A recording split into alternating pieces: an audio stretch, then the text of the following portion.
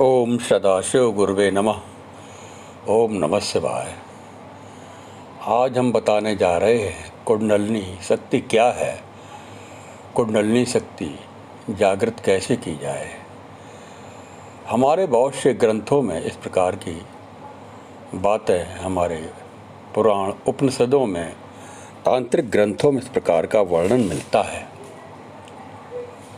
अभी कुंडलिनी जागृत करने की जो विधि एक सामान्य जो गुरुओं के द्वारा बताई गई है, कुंडलिनी शक्ति को हम समझने के लिए सबसे पहले हमें ब्रह्म और शक्ति को समझना होगा।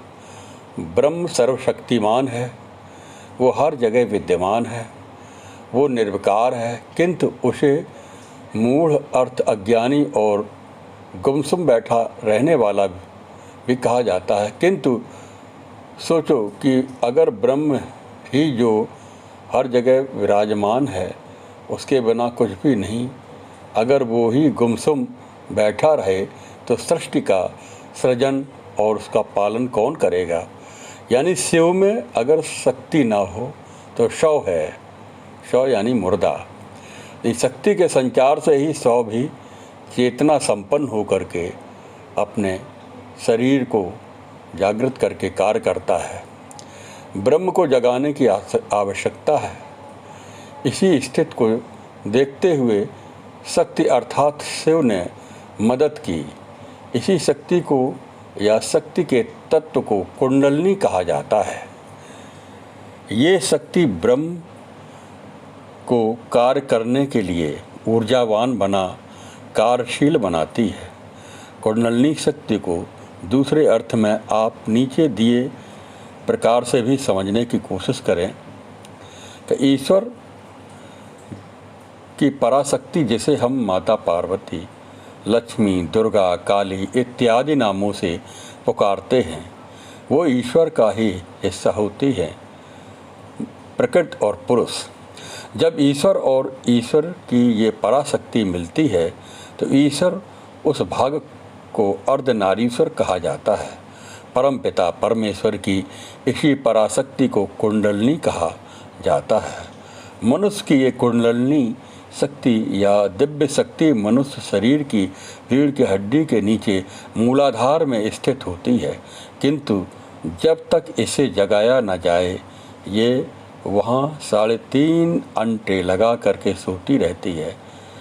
इन्हीं अंटों को कुंडली कहा जाता है, और क्योंकि ये शक्ति है तो इसे कुंडलिनी शक्ति कहा जाता है।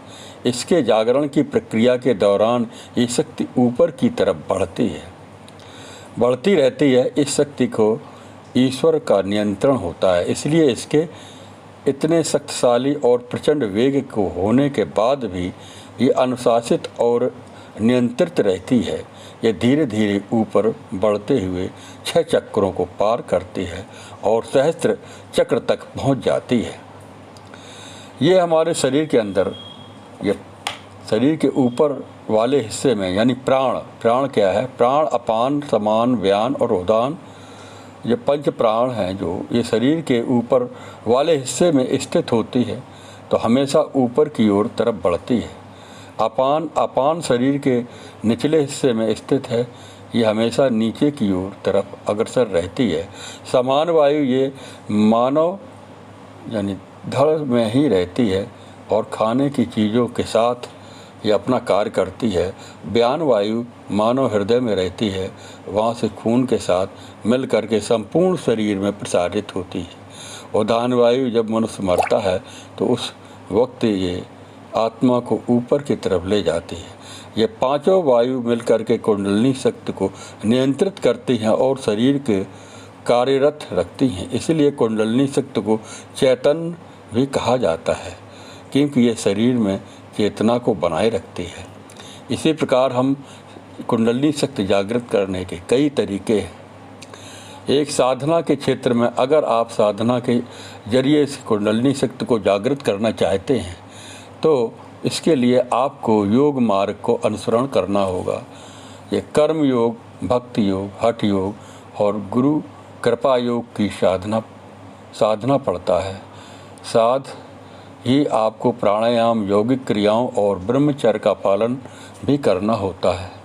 इन सब नियमों के पालन के अलावा इसमें अनुशासन, धैर्य और सहनशीलता का होना भी अति आवश्यक है। यानी यम नियमों का पालन करना बहुत ही जरूरी माना गया है।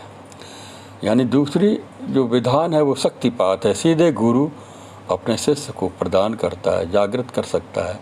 ये एक योग है, इसके जरिए उसको आपको एक गुरु, सदगुरु के द्वारा तो यानी दूसरे व्यक्ति को आध्यात्मिक शक्ति दी जाती है। सीधे शब्दों में कहे तो गुरु अपने शिष्य को अपने आध्यात्मिक शक्ति दे करके उसकी कुंडलिनी शक्ति के जागरण में सहायक होता है।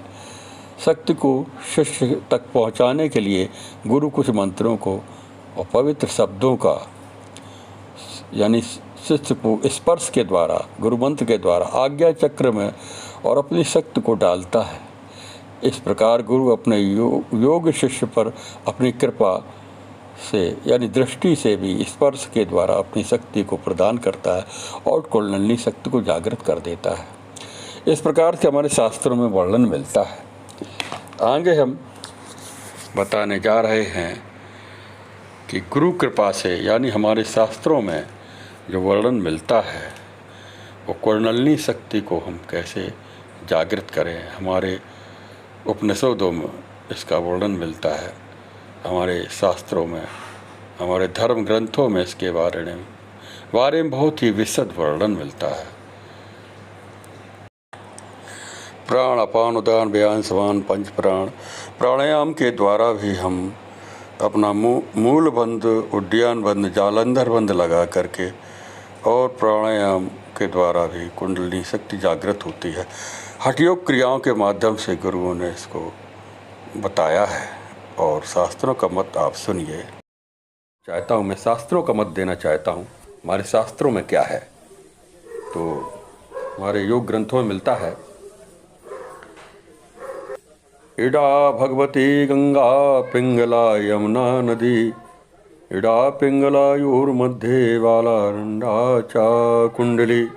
इडा भगवती बाएं भाग की जो नासिका में नाड़ी है, ऐश्वर्य संपन्न गंगा यानी दक्षिण श्वासा जो पिंगला नाड़ी है वो यमुना कहते हैं। यानी हमारी नासिका में, नाक में दाएं बाएं ओर जो स्वर हम लेते हैं उसको एड़ा पिंगला कहते हैं या गंगा यमुना कहते हैं। और मध्य में नाड़ी सुषुम्ना, वारण उसको सुषुम्ना नाड़ी कहते हैं। ऊर्ध्ववितस्ते मात्रम तु विस्तारम चतुरंगलम, श्वेतम तु मृदुलम प्रोक्तम वेष्टितम वरलक्षणम। यानी मूल स्थान में हमारे वितस्ति मात्र एक बीता के बराबर ऊपर नाभि एवं मेढ्रुक गुदा भाग से ऊपर, मध्य में 9 अंगुल विस्तार से 4 अंगुल आयाम, 4 अंगुल घेरा दिए हुए पक्षी के एक अंडाकार के समान श्वेत रंग का कोमल वस्त्र वेष्टित जैसा एक कंद है। तो उसमें क्या है, सती वज्रासने पादौ कराभ्याम धार्ये दृढ़म, गुल्फ देशे समीपे च कंदम तत्र प्रपीडयेत। यानी वज्रासन करके हाथों में पैरों की एड़ी पकड़ करे, कंद स्थान में दृढ़ लगा करके पीड़न करे, उसको वायु प्राणायाम के द्वारा उसको हम आघात करें। यानी अपाने जुहत प्राणम, प्राण अपाने तथा परे, प्राण अपान गतिरध्वा प्राणायाम परायण। इस प्रकार से भगवत गीता में भी ये बताया है। लेकिन यहाँ पर बहुत सी योग की मुद्राएं हैं जिसमें इस प्रकार की क्रिया की जाती हैं। वज्रासने सतो योगे चालित्वा चा कुंडलीम, कुर्यादनंतरम भस्त्राम कुंडली मासु बोधेत। यानी योगी वज्रासन में और सिद्धासन में भी, पंडवासन में भी कुंडली शक्ति यानी चालन मुद्रा करके वस्त्र का कुंभक लोम विलोम कुंडलिनी शक्ति को शीघ्र प्रबोधित करे। इस प्रकार से हमारे नाभि स्थान सूर्य को अंचन और कुंडली को चलाए नहीं, इसका अभ्यास सिद्ध हो जाए तो मृत्यु के मुख में पड़ा हुआ वो भी उसकी मृत्यु नहीं हो सकती है, यानी कि अकाल मृत्यु नहीं हो सकती है। इस प्रकार से अगर कुंडलिनी जागृत हो जाती है तो कुंडलिनी जागृत हो जाए, लेकिन इसके बाद चक्र वेदन की क्रिया होती है। यानी मूलाधार में मूलाधार में, स्वाधिष्ठान में, मूत्रेंद्रिय के पास स्वाधिष्ठान, और विद्यार्थी जीवन हमारे मणिपूरक योग प्रदर्शन, हमारे नाभि स्थान में, और हृदय चक्र और विशुद्ध चक्र गले में, और आज्ञा चक्र हमारे दोनों भवों के मध्य में, और सहस्त्रदल ऊपर मस्तिष्क में, सहस्त्रदल कमल है। इनको चक्रवेदन करके ऊपर पहुंचाया जाता है, तब ये कुंडलिनी सही रूप में अपने स्थान पर प्रवेशित करती है। तो यानी ये बताया गया है, नाभि स्थान में सूर्य को अंकुचन करके कुंडलिनी को चलाए, इसका अभ्यास सिद्ध हो जाए तो मृत्यु के मुख से पड़ा हुआ भी उसकी मृत्यु नहीं होती है। 4 घड़ी पर्यंत निर्भय होकर के, यानी 1.5 घंटे तक लगभग सख्त चालन करे तो कुंडलिनी कुछ सुषुम्ना को ऊपर को उठती है, सुषुम्ना के माध्यम से ऊपर बढ़ती है। जब सुषुम्ना नाड़ी हमारी चालू हो जाती है एड़ा पिंगला प्राणायाम के द्वारा, तो सुषुम्ना के माध्यम से कुंडलिनी शक्ति ऊपर चढ़ती है। और तेन कुंडलिनी तस्याः सुषुम्नायां मुखम ध्रुवम जहाति तस्मात् प्राणो अयम सुषुम्नाम ब्रजति स्वतः। यानी इसके कुंडलिनी जो सुषुम्ना को रोके बैठी है, सुषुम्ना के द्वार को छोड़ देती है, और प्राणवायु आप ही आप सुषुम्ना में प्रवेश कर जाता है, उसके माध्यम से वो शक्ति ऊपर बढ़ती है। अतः नित्य प्रति सुषुम्ना द्वार में सोती कुंडलिनी को चलाए तो योगी सब रोगों से मुक्त हो जाता है, निरोग व स्वस्थ हो जाता है, अकाल मृत्यु भी नहीं आती है, विभिन्न ग्रह दोषों का निवारण हो जाता है। लेकिन यहाँ पर क्या है, छोटे मोटे ध्यान करने से, मंत्र जप करने से, छोटा बहुत जो साधना करते हैं आजकल, हम कर्मकांड कुछ करते हैं, कुछ भी करते हैं, तो मूलाधार हमारा चक्रों का ज्ञान न होने का कारण वो हिल तो जाती है, जागृत तो होती है, लेकिन हमारा जो अधोमुखी स्थित होने से काम वासना की ओर मन भटकने लगता है। इसको ऊर्ध होकर के किसी गुरु से मिलकर के ऊर्ध गमन हो जाए, यानी हमारा क्या है, जो कुंडली कंद स्थान है मूलाधार का, जब अधोमुखी स्थित होती है वो आनंद है, जब ऊर्ध्वमुखी स्थित हो जाए, ऊर्ध रेतस हो जाए, ब्रह्मचर्य होकर के ऊर्ध ऊपर की ओर उसकी गति हो जाए, तो परमानंद की ओर बढ़ने लगता है। यानी जिस योगी ने सख्त चालन किया है वह अणमादिक सिद्धियों का पात्र हो जाता है। विशेषतः महत्व क्या कहा जाए, यानी वह काल मृत्यु को भी सहज ही जीत लेता है। कुंडली चालित्वा तु भस्त्राम कुर्यादुषेततः एवमभ्यास्यतो नित्यं यामनो याम भी कुतः। यानी जो यमी नित्य योगी कुंडली को चला करके और भस्म कुंभक के द्वारा अभ्यास करता हुआ, विभिन्न मुद्राओं का अभ्यास करता हुआ, शक्तिशाली मुद्रा का अभ्यास करता हुआ तो कुंडली को चलाता है, यानी तो वो यम का भय भी नहीं होता उसको। योगियों के दृढ़ अभ्यास से आसन प्राणायाम महामुद्रा के द्वारा मध्य नाड़ी सरल हो जाती है, यानी सुषुम्ना नाड़ी हमारी चालू हो जाती है, और हमारा ध्यान लगने में सहस्त्रदल कमल में हम निर्विषय निराकार का भी ध्यान, हमारा आत्म साक्षात्कार हो जाता है। इससे पहले साकार ध्यान होता है। ये सब गुरु की कृपा से संभव है। सदा शिव गुरुवे नमः। प्राणायाम 1-4-2 के अनुपात में करें, रेचक पूरक कुंभक का ध्यान में रखते हुए किसी गुरु के सानिध्य में करें, और मूल बंद, उड्डयन बंद और जालंधर बंद के साथ में होकर के ये प्राणायाम किया जाता है।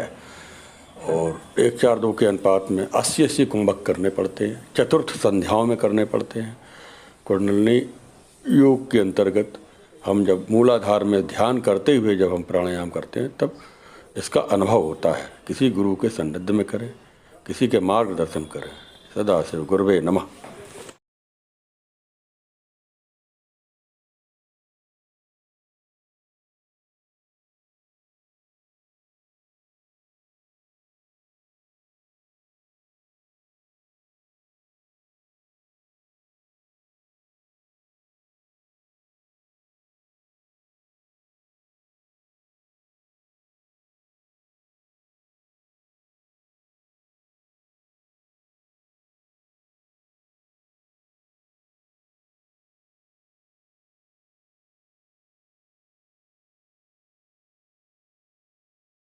एक बार सत्संग चर्चा में पूज्य गुरुदेव स्वामी योगानंद जी महाराज ने बताया था कुंडलिनी जागरण सही। वास्तव में इसका भाव ये है कि सत्व रजोगुण तमोगुण सत्वगुण, यानी रुद्र ग्रंथि और ब्रह्म ग्रंथि और हमारे विष्णु ग्रंथि यानी सार्वभौम मन, सार्वभौम अहंकार, सार्वभौम ऐश्वर्य, इस प्रकार से जो अहंकार समाप्त हो जाता है, हम में त्रय गुणातीतः का भाव आ जाता है। 3 गुणों से परे त्रय अवस्था साक्षी, 3 अवस्थाओं का साक्षी हो जाता है आत्मा, और परमानंद स्वरूपा, उस परमानंद का स्वरूप, उस परमात्मा में लयता प्राप्त हो जाती है, यानी आत्म साक्षात्कार प्राप्त हो जाता है, यानी शिव और शक्ति का मिलन हो जाता है। यही कुंडलिनी जागरण का परम अर्थ, परम अनुभव माना गया है। यही सही माने में कुंडलिनी जागरण करना हुआ। हम जब तक हमारे मन में ये भाव रहता है कि हमको ये वो वस्तु मिल जाए, मुझे यह करना, मुझे यह करना, वह करना, यह भाव न रहे, तथा निर्विषय मन निर्विषय हो जाए, कोई कामना न रहे, सर्वदा परमानंद स्वरूप उस परमात्मा का अनुभव प्राप्त हो जाए, यही दिव्य साक्षात्कार कुंडलिनी शक्ति कराती है। और वैसे देखा जाए, कुंडलिनी शक्ति जागृत होने के बाद सूक्ष्म शरीर विभिन्न लोकांतरों में भ्रमण करने की क्षमता हो जाती है, वाक सिद्धि हो जाती है, संकल्प सिद्ध हो जाता है। इन्हीं संकल्प, विकल्प और सिद्धियों से बचना है। हमेशा सत्संग में, परमात्म चिंतन, आत्मचिंतन में ही अपने आप को स्थित करना, यही लक्ष्य कुंडलिनी जागरण का होता है। ओम नमः शिवाय।